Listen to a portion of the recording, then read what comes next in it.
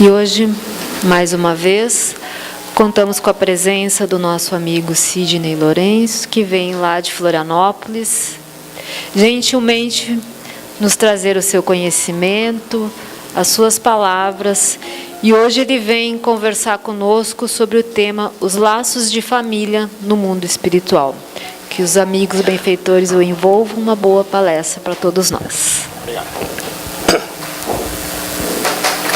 Queridos amigos, que a paz do Cristo esteja em nossos corações.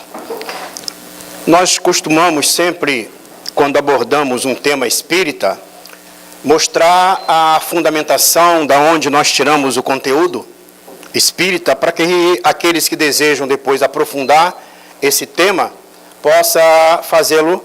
Na realidade, o nosso objetivo sempre é mostrar que a doutrina espírita ela tem o conteúdo necessário para abordar qualquer tipo de assunto que possam ser trazidos para a nossa análise. Esse capítulo, esse conteúdo vai estar no Evangelho segundo o Espiritismo, em 2 capítulos em especial. O capítulo 4, que é Ninguém poderá ver o reino de Deus se não nascer de novo, e o capítulo 14, Honrai vosso pai e vossa mãe. Então, esses 2 capítulos é importante para entender o porquê de a gente tratar desse assunto, dessa família no mundo espiritual. Nesse capítulo, se trata sobre a reencarnação, fortalece os laços de família, que muitas vezes, pela ideia da reencarnação, nós acreditamos que os laços de família se enfraquecem. Então, se nós deixamos de viver, por exemplo, o nosso ente querido, a nossa mãe, nosso pai, alguém da nossa família, parte para o plano espiritual e reencarna em outra família, em outro grupo familiar, ele pode passar a ideia que nós perdemos esses laços de família. Pelo contrário, porque os laços de família, a reencarnação, na realidade, ela fortalece. Então, a formação da família no mundo espiritual. Como é que ocorre essa formação? A formação da família, ela vai ocorrer a partir da nossa vida aqui na Terra. Que muitas vezes nós, ao analisar as questões do mundo espiritual, nós a temos como se fosse algo longe, distante, impossível, ou até meio utópico.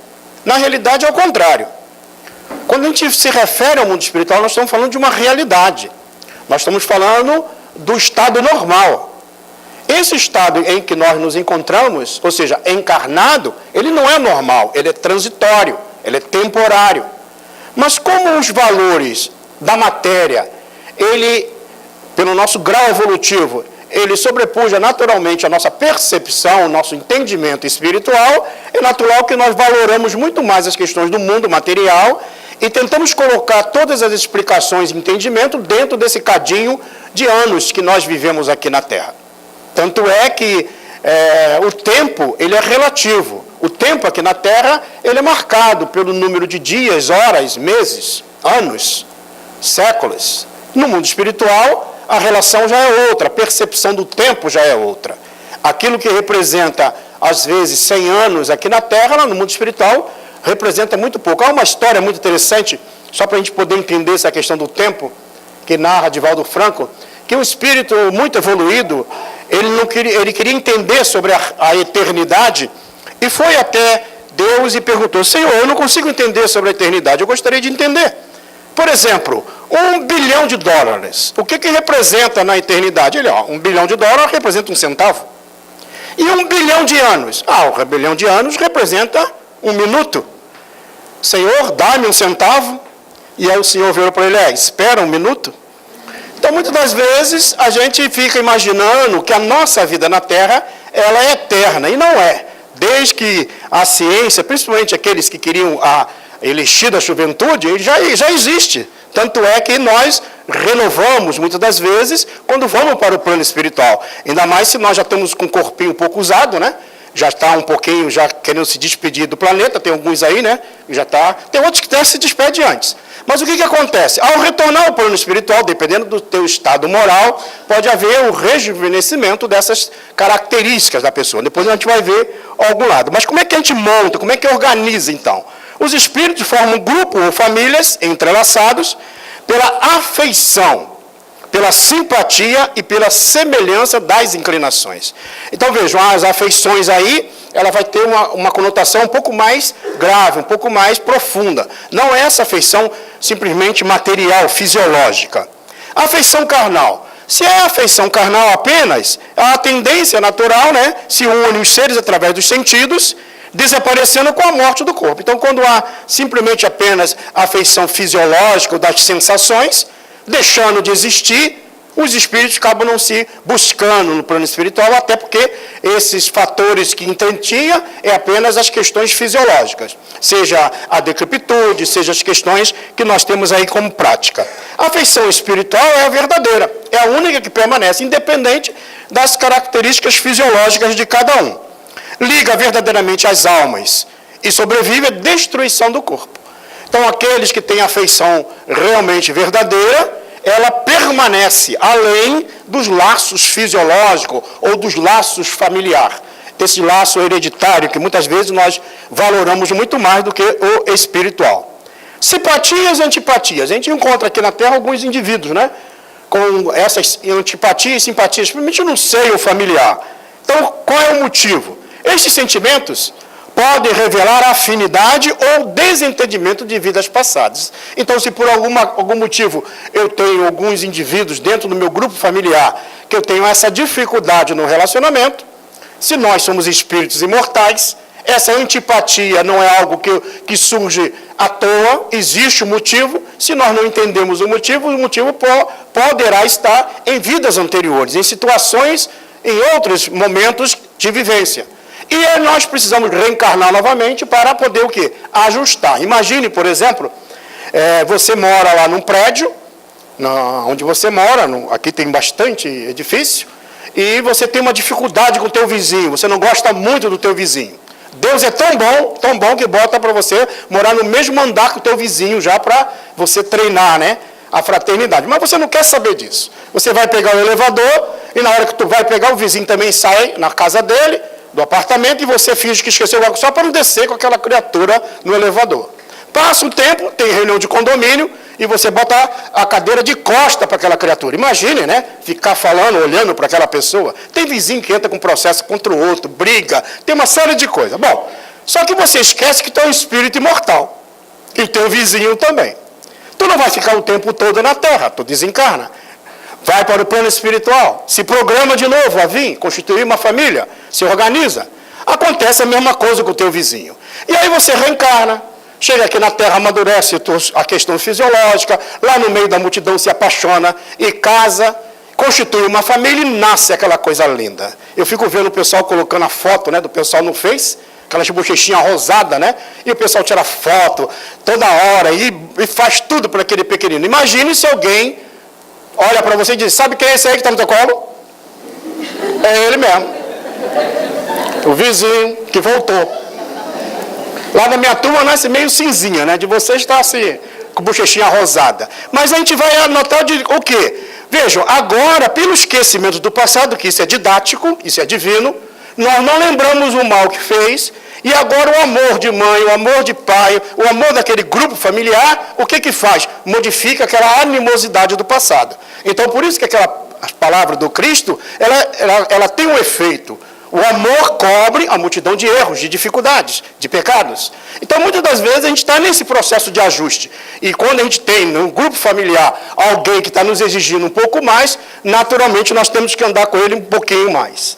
Alguns passos a mais. Deus permite que nas famílias ocorram encarnações de espíritos antipáticos ou estranhos para servir de prova, e nós estamos sendo provados para uma nova etapa, e prova para uns e meio de progresso para outros. Então, é salutar esse cadinho purificador do lar para poder ajustar as almas. Até porque o único processo que se tem como determinismo é o bem. Por mais que nós venhamos a nos distanciar, seja em qualquer aspecto que nós venhamos a justificar a distância de uns para com o outro, muitas das vezes nós estamos num processo de ajuste. E um dia terá que se ajustar. Laços de família com a reencarnação. Será que com a reencarnação o laço de família, então, se destrói? Não sofre destruição, de forma nenhuma. Eu posso, então, ter meus laços de afeição com alguém, esse alguém pode reencarnar em outra estrutura, seja fisiológica, em outro grupo familiar, mas os laços vão permanecer. Tornam-se mais fortalecidos e apertados. Então, muitas vezes o pessoal pergunta, Sidney, e aí, se eu tive vários pais, eu vou encontrar então todos os meus pais, todas as minhas mães no outro plano, né? Se eu casei, né, em cada reencarnação, vou encontrar todos os esposos, as esposas, provavelmente vai encontrar a turma toda, mas não com essa figura ou com essas características que nós estabelecemos aqui no plano físico. Os que se amaram tornam a encontrar-se, continuando as suas relações e os seus progressos. Então, aqueles que se amam, naturalmente, vão se reencontrar naturalmente. A família aumenta indefinidamente através das reencarnações. Então, ou seja, chega lá, a gente tinha 8 pessoas, 7, daqui a pouco chega lá, tem uma multidão, né? Já vemos reencarnando já há praticamente uns 3, 4 mil anos, reencarnando, então imagina quanta gente a gente não conhece, ou quanta gente a gente não criou dificuldades ao longo do tempo.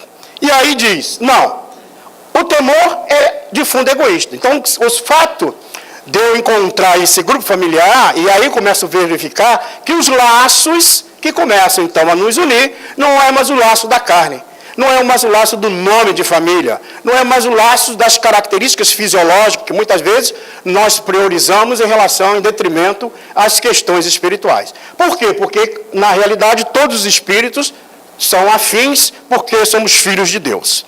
No mundo espiritual, farão parte da nossa família aqueles que foram objetos da nossa afeição na Terra. Então, quanto mais a gente tiver indivíduos que geram essa afeição, maior será esse número do outro lado.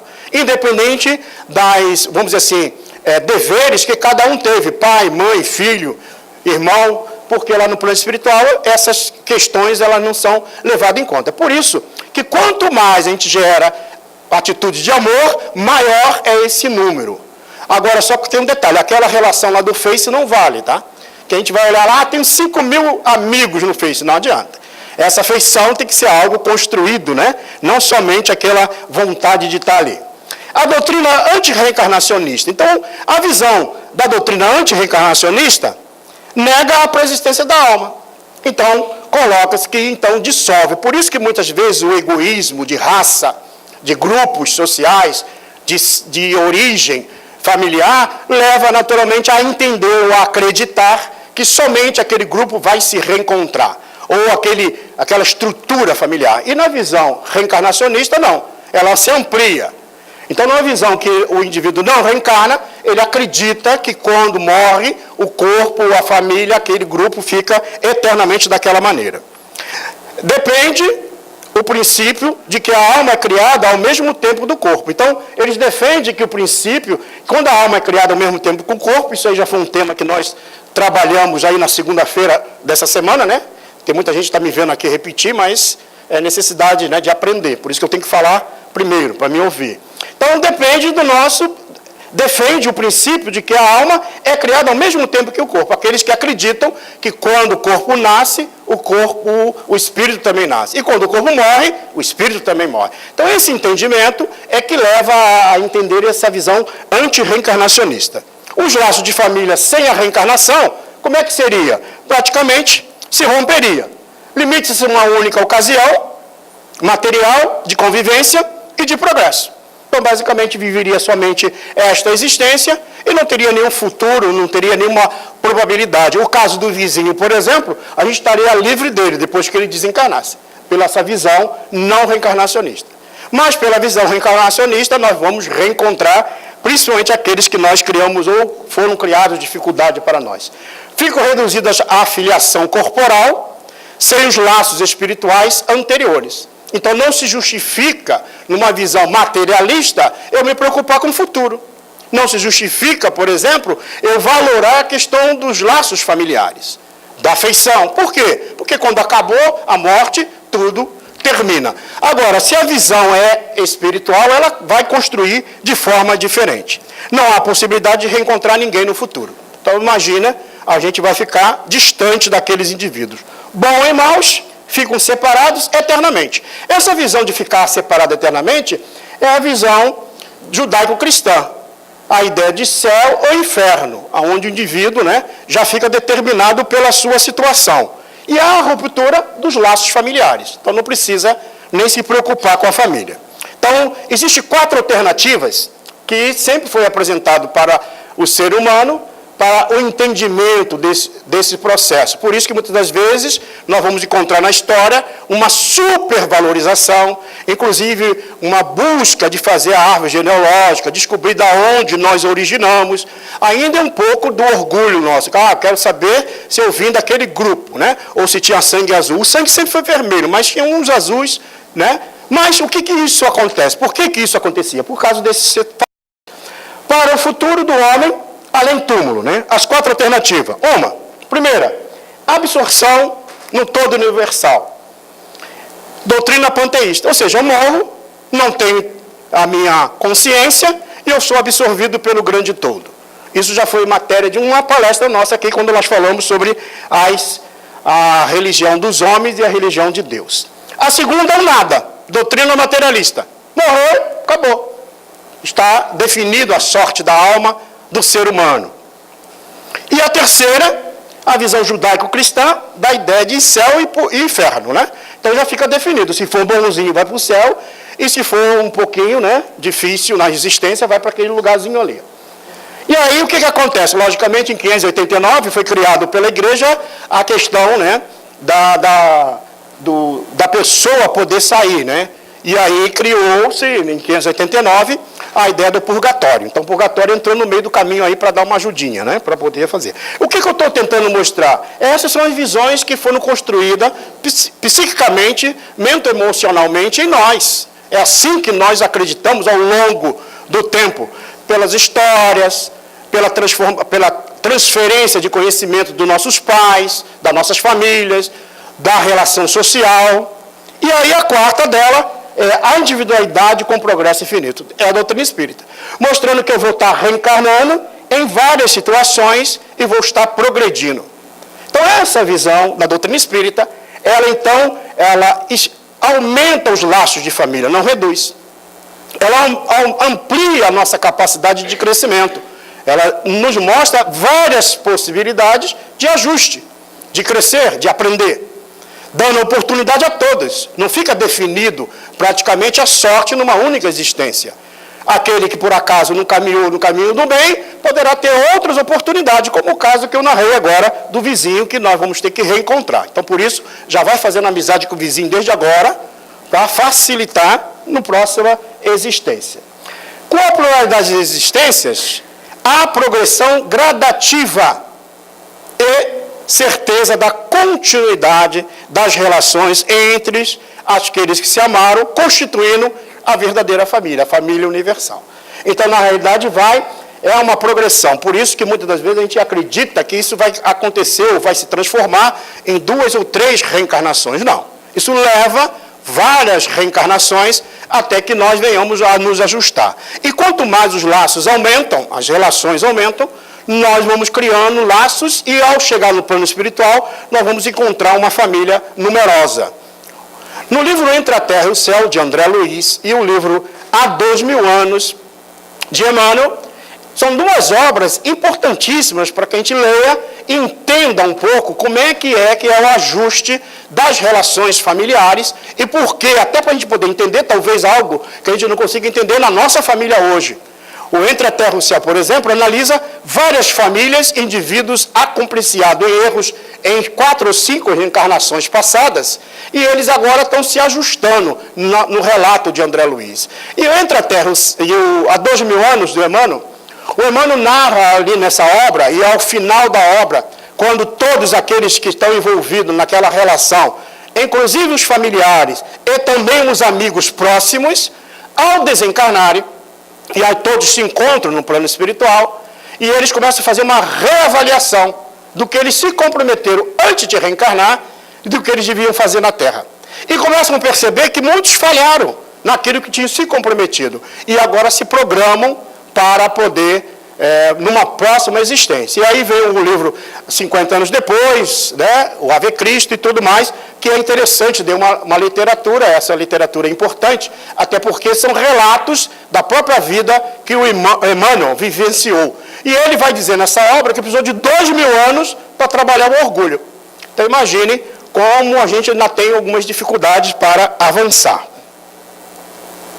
O outro capítulo que nós também trazemos como análise para esse conteúdo é o capítulo 14, como eu já falei, honrai vosso pai e vossa mãe, onde Allan Kardec vai tratar quem é minha mãe e quem são meus irmãos, vai tratar da parentela corpórea e a espiritual, é importante a leitura para a gente poder entender.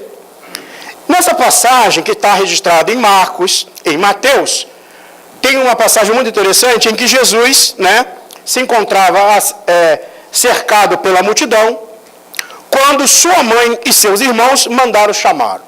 Então Jesus estava com a multidão e os irmãos. Jesus tinha alguns irmãos que era filho de José. Não era filho, que José era viúvo.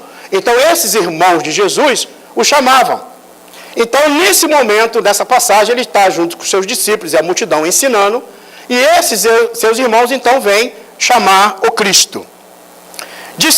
Disseram-lhe, tua mãe e teus irmãos estão lá fora e te chamam. Então essa passagem é interessante, porque aqui, muitas das vezes, apressadamente, a interpretação apressada pode levar à ideia que Jesus não reconhecia sua mãe nem seus irmãos. E ele respondeu, quem é minha mãe e quem são meus irmãos? Então nessa questão, nessa pergunta que Jesus faz, leva a pensar, naturalmente, uma interpretação somente pela letra do texto bíblico, temos a dificuldade de entendimento. Olhando os que estavam ao seu redor, disse, eis aqui minha mãe e meus irmãos. Então ele se refere a todos aqueles que ali estavam, dizendo, eis aqui a minha mãe e meus irmãos, mostrando que aquela multidão, aquele grupo que está ali, seria então a sua mãe e os seus irmãos. Pois todo aquele que faz a vontade, ele acrescenta, a vontade de Deus, esse é meu irmão, minha irmã e minha mãe. Então veja que aí ele começa a ampliar esses laços familiares, que muitas vezes ainda pretendemos retê-los ou diminuí-los. Essas palavras de Jesus não são contrárias à lei do amor, pelo contrário. Ou elas estão em contradição, né? Foram mal reproduzidas, na realidade, quando a gente entende erradamente essa passagem, elas foram mal reproduzidas ou até mesmo foram mal compreendidas. Então, quando é mal compreendida, a gente às vezes coloca uma fala que não existe, ou não são suas. Então, das três hipóteses, né, vamos considerar. Mas vamos analisar pela visão da doutrina espírita. A atitude de Jesus foi mal compreendida na realidade. Então, quando as pessoas não compreenderam, acreditavam que Jesus estava se desfazendo da sua mãe e dos seus irmãos. Não estava renegando os seus familiares. Na realidade, é possível que ele, né, aí estivesse destruindo o que ensinava. Então, ele pregava o amor, a fraternidade, e numa postura agora estaria contrário àquele ensinamento. E não é o que ocorre. Explica as diferenças entre as parentelas corporal e espiritual. Então vejam que o próprio Cristo, há 2000 anos atrás, já dava noção da parentela corporal e a parentela espiritual. Então esse ensinamento que está ali já está mostrando, porque aqueles que têm um laço de afeição, que seguem a vontade de Deus, cumprindo as suas leis, eles se harmonizam numa grande família universal. Essa é a proposta. Não está desdizendo nem da sua mãe, nem dos seus irmãos. A família pelos laços corporais, nós já vimos, né? Os laços de sangue, frágeis como a matéria, extingue-se com o tempo. A família pelos laços espirituais, laços fortalecidos pela purificação, duráveis e perpetuam-se, além da morte do corpo físico. Os espíritos nas ligações corporais, possibilidades. Espíritos estranhos podem estar entre nós, e aí, como disse Santo Agostinho, são os náufragos do caminho que entram na nossa família, ou nas famílias mais organizadas, para que a gente auxilie o progresso dele. Simpatias anteriores, alguns têm, né? E antipatias anteriores, para que a gente possa se ajustar. A composição da família, então a família terrestre é formada comumente por afetos e desafetos, de vidas passadas que se reencontram para os ajustes indispensáveis ante as leis do progresso. Está lá no livro Vida e Sexo de Emmanuel. Então a nossa família é uma família mista, que tem afetos e desafetos, amigos e inimigos. Nós estamos todos nesse cadinho purificador, ajustando. Portanto, é uma reunião de almas em processo de evolução e aperfeiçoamento. Então, quando a gente estiver de novo no grupo familiar e encontrar dificuldade, olha para um outro e diz assim, estamos aprendendo, vamos aprender. Ama mais, perdoa mais, para que a gente consiga passar essa etapa aqui na Terra. E os espíritos nas ligações espirituais, espíritos simpáticos, né? Vão se reencontrar, a comunhão de ideias e os laços de afinidade os prendem, antes, durante e depois das suas reencarnações. Então, eles permanecem sempre ligados. No livro Ave Cristo, ali vai se referir a uma das reencarnações do nosso querido Bezerra de Menezes. Ele reencarna, até porque um espírito que é muito caro ao seu coração, que vai reencarnar como filho, já que ele, espírito do Bezerra de Menezes, não havia necessidade mais de reencarnar naquele momento, ele então pede para reencarnar porque ele queria conduzir o filho para a presença do Cristo, porque o filho estava distanciado, ou seja, esta alma querida, mesmo assim, ele reencarna, passa as dificuldades dele, né? E mostra como é que deve acontecer. As almas, quando amam, elas sempre se sacrificam em benefício da outra, mesmo que ela encontre a dor, o sofrimento. Então, esses laços vai ter antes, durante e depois da morte do corpo físico. Comentário de Kardec.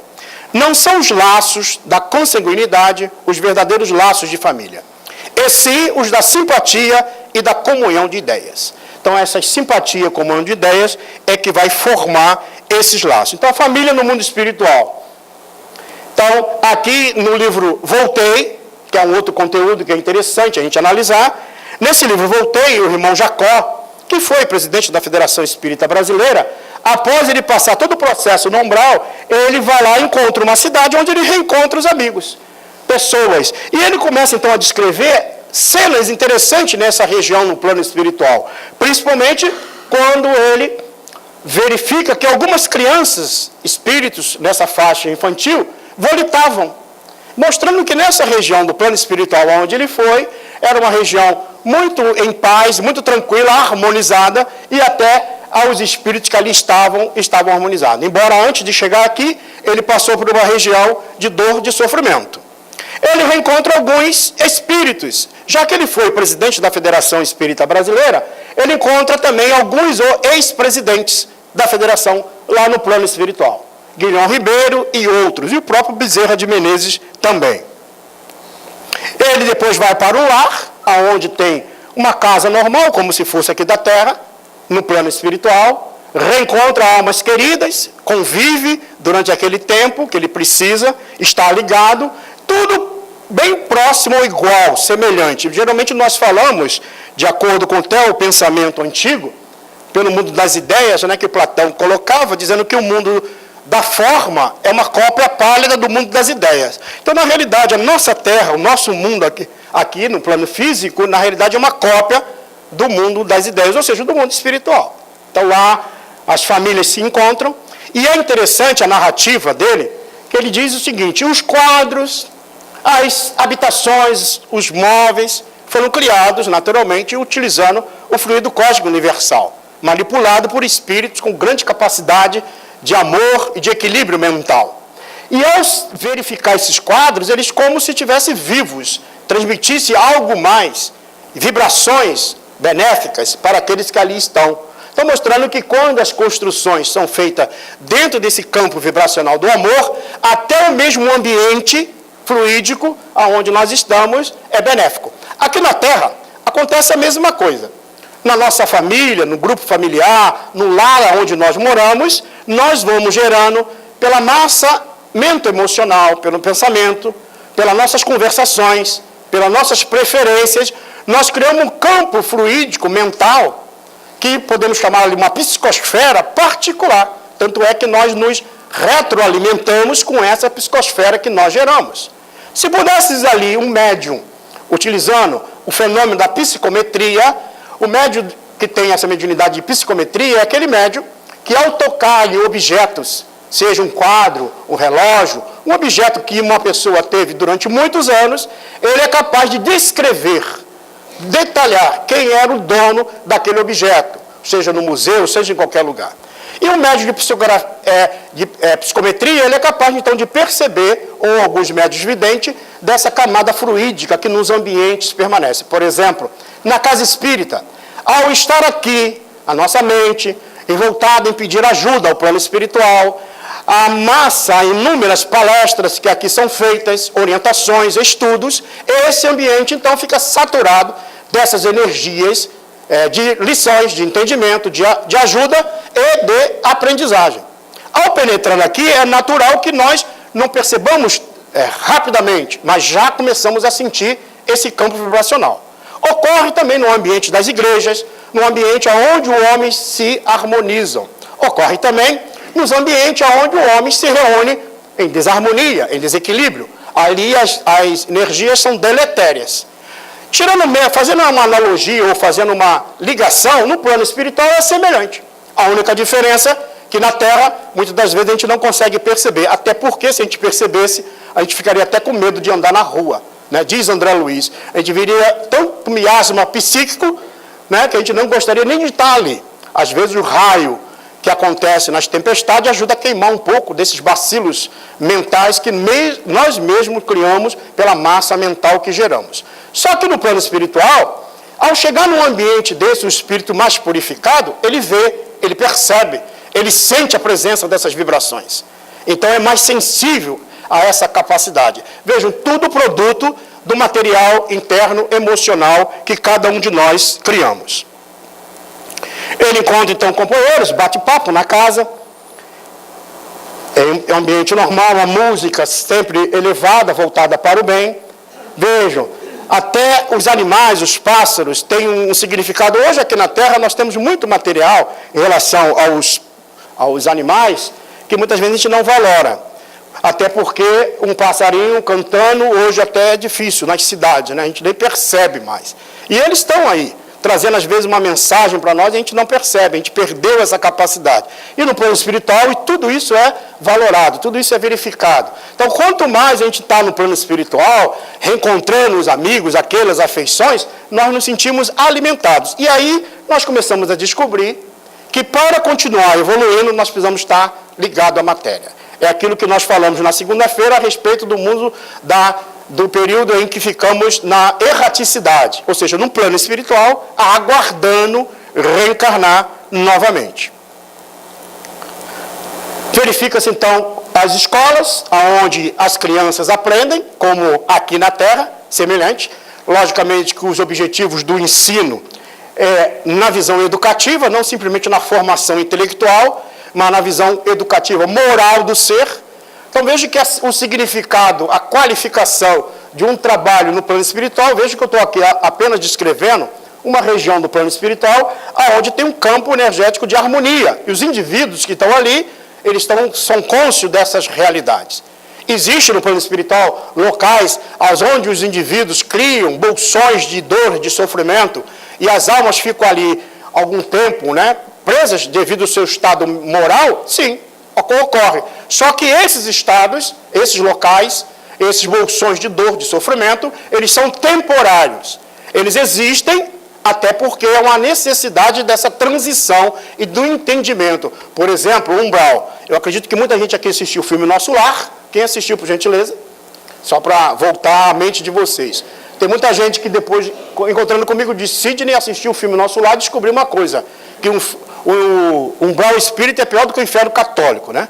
Então a pessoa ficou com medo muitas vezes. Mas mostrando o seguinte, o que a doutrina espírita passa? Passa para que a gente entenda que esse estado mental nosso é que faz que a gente permaneça nessas faixas vibratórias. Então o único que pode modificar isso somos nós mesmos. Por isso que a doutrina espírita tira a bengala psicológica do desculpismo, do salvacionismo e coloca a responsabilidade em nossas mãos. Eu posso ter o passe, a água frutificada, eu posso ter o atendimento fraterno, eu posso ter a palestra, os ensinos, mas mudar a atitude comportamental amar, perdoar, esquecer mágoa, ressentimento, isso é individual. Porque não vai ser um passe que vai mudar o caráter de ninguém. O que muda o caráter da pessoa é ela entender que ela é filha de Deus, como o outro também é. E se ela trabalha esses valores morais, ela se modifica. Ao se modificar, ela entra nesse quadro vibracional que gera a harmonia universal. Agora, quando eu vou contrário às leis de Deus, essa lei que está em minha consciência, eu então me distancio dessa, vamos dizer assim, bem-aventuranças que eu posso adquirir na minha vida na Terra, mesmo aqui no planeta. Então essa é a única diferença. Por isso que o Espiritismo coloca a responsabilidade em cada um. Existem os momentos que podemos nos auxiliar uns aos outros, mas viver, perdoar, trabalhar os valores morais é individual. Porque não existe nada externo que modifique o quadro mental. Por isso que muitas vezes a gente está no quadro de algumas doenças, principalmente as emocionais, busquemos o tratamento, busquemos o remédio, mas também façamos valores morais para que vá modificando essa nossa recidiva nos pensamentos negativos, nessas atitudes de menos valia para si próprio, em relação ao mundo, quando a gente se sintoniza muito com o mal, principalmente naquelas situações que a gente não consegue modificar, e a gente continua reproduzindo, falando. Então a gente entra cada vez mais em sintonia de dor, de sofrimento. Ao sair do plano físico, muitas vezes não vamos para um lugar mais feliz. Por quê? Porque é o campo vibracional daquilo que eu imagino. Foi o que aconteceu com André Luiz, quando ele vem à Terra, pelo ato, pela atitude de ciúme em relação à esposa, que ela casara novamente, ele então se desequilibra e retorna àquela região do umbral. Quando ele percebe que o ato de retornar ali foi uma atitude pessoal dele, ele se eleva e então ele sai daquele ambiente. Então vejo que essa é a realidade que o Espiritismo apresenta para que cada um trabalhe na sua felicidade. Verificou-se também ali, a cidade, o Jacob, instituição consagrada ao bem coletivo. Aqui na Terra, nós fazemos muita diferença entre as crenças. Nós fazemos muita diferença em conceitos. Ficamos presos a ideologias, a valores pessoais e criamos distância entre uns com os outros. Na realidade, todos esses elementos de crenças que foram criados ao longo do tempo, elas têm um motivo, foram criados dentro de um processo de cada indivíduo ou cada desses avatares que tiveram na Terra. E todos eles vieram à Terra a mando do Cristo.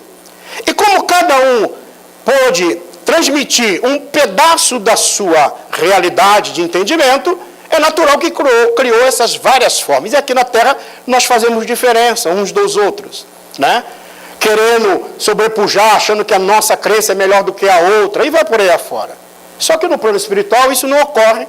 Aqueles que têm a característica voltada para as práticas católicas, ele vai encontrar ambientes semelhantes, só que um acréscimo com a percepção espiritual dessa realidade. Aquele que é ligado a uma prática de uma doutrina ou de uma crença mais mística, seja qual for ela, ele vai encontrar semelhante. Só que a percepção, ele vai verificar que tem valores pessoais, mas tem valor comum. Por exemplo, todos nós somos filhos de Deus, independente da crença. E essa unidade divina que nós buscamos ao longo do tempo vai ocorrer paulatinamente, à medida que nós vamos avançar. Por isso que esses valores, ou aquilo que nós colocamos como valor na Terra, eles vão naturalmente deixar de existir. Por isso que a proposta da doutrina espírita é uma proposta de esclarecimento. Por exemplo, em algumas crenças que não acreditam na vida após a morte, quando chega ao plano espiritual, ele começa a verificar que a vida prossegue, além da sepultura. E ele começa a ter um entendimento diferente. E isso é contrário à sua crença? Porque ele fixou a ideia da crença em alguns pontos que tem muito mais a ver com questões materialistas, por isso que as instituições que nós vivenciamos, ela tem todo um cunho materialista, gerando o egoísmo, gerando a maneira pessoal de cada um, gerando dificuldades. Quando a gente mudar esse nosso panorama, naturalmente a Terra e o mundo modificará. Mas no plano espiritual, nós vamos encontrar uma unidade de princípios entre todos. Aí ele encontra alguns espíritos, Caibar, Guilhom Ribeiro, Caibar Schutel, que ele encontra no plano espiritual. Veja que ele foi, aqui não estou descrevendo nenhum privilégio em relação a ele ter sido presidente da Federação Espírita Brasileira, até porque no livro ele relata muita dificuldade quando ele chegou lá. Ou seja, só o fato de saber a respeito da doutrina espírita não significou que deu qualificação para ele. Ele precisou trabalhar intimamente e se modificar. Reencontra alguns companheiros de outras paragens, de outros momentos aqui na Terra, que foram também presidentes da Federação, ou tiveram ligado à Federação Espírita Brasileira. É apenas um relato, aqui com algumas personagens conhecidas da nossa história, que foi relatado, então, no livro Voltei. Mas existem relatos de indivíduos que não têm nenhum nome na história conhecido, mas que se reencontram novamente para convivência no plano espiritual. Lá no mundo espiritual, depoimento de André Luiz, eis-lo a porta de graciosa construção cercada de colorido jardim. Então, lá no plano espiritual tem as suas casas, né?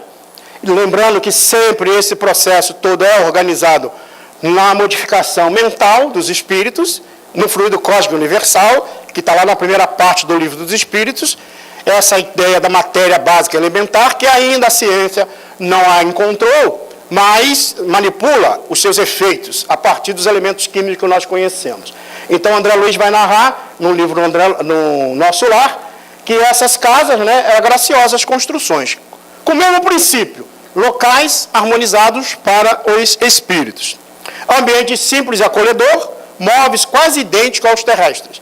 Sempre tudo produzido, inclusive até as roupas são produzidas pela mente. Aqueles espíritos que não têm condição de manipular as questões fluídicas, eles são auxiliados por outros. Então, lembrando que essas regiões são organizadas e é interessante verificar que, ao estando lá, nós vemos aí como real. Isso é real, na realidade é o mundo espiritual, é a nossa pátria verdadeira, da onde nós viemos e para onde nós retornaremos. A construção, o pensamento são para os espíritos, o que as mãos são para os homens. Então, se hoje nós tivéssemos capacidade de perceber o grau de pensamento ou as vibrações de cada um, né? Com certeza, se eu pudesse agora perceber, tem uns assim pensando, meu Deus, esse moço não para de falar, estou doido para ir embora, né? O outro pensando outras coisas, o outro com pensamento lá, ai, será que eu desliguei o fogo, não desliguei? Ai, será que o meu carro está trancado, não está trancado? Então, já sei que o pessoal ficou preocupado agora com o carro aí, né? Então, o que acontece? A nossa mente, como diz o próprio, na teoria budista, que o pensamento é macaco louco, fica pulando de galho em galho da razão. Então, a gente não consegue se concentrar. Ainda mais quando a gente vai fazer o Pai Nosso, a prece, Pai Nosso está no céu, aí vai em casa, volta, e vai dar uma volta na praia, e Pai, aí volta, e não consegue. Por quê? Porque nós não somos ainda disciplinados a utilizar essa força da nossa mente. Se nós não somos capazes ainda de manter o nosso pensamento de uma forma equilibrada, se nós pudéssemos ver a matéria mental que é criada por cada um ficaria com medo do outro. São cada coisa horrível, né? Por exemplo, pensamento de inveja, é como se fosse uma serpente. Pensamento de ódio, é como se fosse atos de agressividade. Os espíritos relatam isso.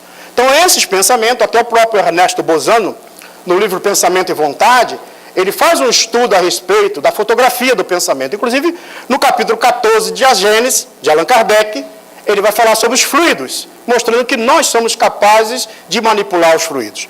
Mas só que no mundo em que vivemos, é natural que a gente não consiga perceber, porque se a gente percebesse, a gente estaria com muita dificuldade uns com os outros. Ainda mais os pensamentos desequilibrados, libidinosos e vai por aí afora. A gente estaria num mal-estar psíquico. Então, essas criações mentais nossas, o máximo que elas conseguem reproduzir são os bacilos, são os insetos, ou algumas coisas que acabam acontecendo, que nós temos aí depois que fazer o trabalho de sanitário para cuidar. No mundo superior, o pensamento é equilibrado. A manipulação nas energias, ninguém pensa mal do outro, ninguém está com o pensamento desarmonizado. Então, ao perceber o pensamento, inclusive os espíritos se conversam com a mente. E nós aqui precisamos da linguagem. Então, esse processo ainda nós vamos aprender. E o dia que a gente aprender, né, será bem melhor. Então, o pensamento é como se fosse a mão. Então, se tem a matéria fluídica, e ela é então envolvida pelo pensamento, e esse ato faz que aconteça. Por exemplo, aqui na Terra, quando se descreve alguns lugares assombrados, que as pessoas falam, olha, aquela casa ali é assombrada, ou naquela casa ali o piano tocou sozinho, né? Alguns falam assim, porque ali está atacando pedra, aquela casa ali, aí a gente não vê espírito, não vê nada, e fica imaginando. Então, fica imaginando o espírito pegar a pedra e tacar. A gente fica imaginando ele lá dedilhando o piano. Como lá no filme Ghost, né? Que o pessoal viu, como se o espírito estivesse ali fazendo tudo aquilo com um dedo. E não é possível isso. Esse fenômeno não é possível, porque os espíritos no plano espiritual não têm essa capacidade. Então ele se utiliza da matéria, da energia animalizada, orgânica nossa, para manipular. Então o piano, por exemplo, que as teclas do piano, quando elas são dedilhadas, na realidade é uma força mental de um espírito sobre um fluido, um jato de fluido, que faz que ela dedilhe. Há um fato relatado por Kardec, que uma vila, onde tinha uma pessoa naquela vila que morava ali, quando encarnado, que era uma pessoa assim, aquele tipo de pessoa que as pessoas fazem chacota durante a sua existência, por algum comportamento, alguma doença ou algo nesse sentido. E fizeram chacota o tempo todo. E ele não conseguia se defender. Quando ele desencarnou no plano espiritual, ele então pensou assim, agora eu vou tirar todo mundo de lá. E começou a tacar pedra na casa, na casa das pessoas. E o pessoal ficou com medo. Começavam as pedras voarem para um lado e para o outro. E aí Allan Kardec, pela sua análise, ele faz a evocação do espírito, ou seja, evoca esse espírito que estava fazendo aquele fenômeno. Então ele, através de uma reunião mediúnica, pergunta para ele se ele, por que ele fazia aquilo. E ele disse, porque eu quero tirar todo mundo de lá, porque eles mexiam comigo, agora é minha vez. Eles não estão me vendo. E perguntou a ele, como é que você faz para jogar? Não, eu pego e jogo. E ele, então, não tinha ideia do que acontecia. Bom, e o outro espírito, que é o São Luís, mais esclarecido, diz, olha, ele não sabe o que ele faz, mas o que acontece? Ele se aproxima em uma das casas, onde tem uma empregada. Essa empregada tem um medo danado do espírito. Quando ele se aproxima, como ela tem a mediunidade, a sensibilidade, e é uma médium de efeitos físicos, e sem saber, ele se aproxima dela, o sistema nervoso dela entra em estado, né, alterado, e ela começa a doar energia. Ele envolve a energia, pega a pedra e joga. Então o fenômeno precisa ter um conhecimento. Está lá no livro dos Médiuns, Laboratório do Mundo Invisível. Então, por isso que eu digo que quando a gente estuda a doutrina espírita, a gente tem que entender para compreender. Não é aceitar simplesmente, alguém falou, não. Então, como é que acontece com o pensamento? Aqui na Terra, a gente não consegue ainda, senão a gente estaria com muita dificuldade. Por isso que muitos deles são diluídos, graças ao plano espiritual e nosso estado evolutivo. No mundo superior, eles são capazes de fazer as construções, as roupas, né, sem problema nenhum. A natureza da substância empregada para as construções ou criações no meio espiritual, e tudo o que nele se vê, toca e utiliza é uma criação do pensamento agindo sobre o fluido universal. Então está lá no livro de Ernesto Bozano, né, falando a respeito dessa criação mental. Então isso é possível acontecer. No livro Pensamento e Vontade, Ernesto Bozano narra um fato muito interessante, que ele estava em sua casa e de repente uma senhora bateu a porta, se denominando de uma determinada crença, e ele se disse espírita, ela falou, isso é coisa do demônio. Isso é coisa do demônio, tu não devia estar nessas coisas. E falou tanto como era de uma crença protestante. E ele tentou explicar que não era bem isso, mas ela não deixou, né, de falar. Bom, ele se despediu e entrou. Quando ele entrou para dentro de casa, na sala, ele viu 3 diabinhos na frente dele.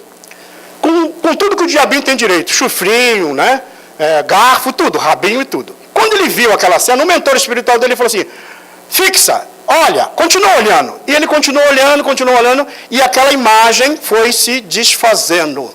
Isso seria um processo de indução mental. Então ela sugeriu e ele projetou. Quando ele se harmonizou e conseguiu ver aquela cena, ela começou a desfazer. É isso que acontece quando as pessoas veem coisas feias. Ou quando dormir à noite, sai do corpo e volta correndo com medo, né? Porque viu alguma coisa estranha. Então procura verificar que essas carantonhas, essas coisas criadas pelos espíritos é a modificação do fluido cósmico universal. Como a gente não está evoluído, a gente cria coisas com dificuldade. Se nós fôssemos mais evoluídos, a gente criaria mente emocional positiva, equilibrada.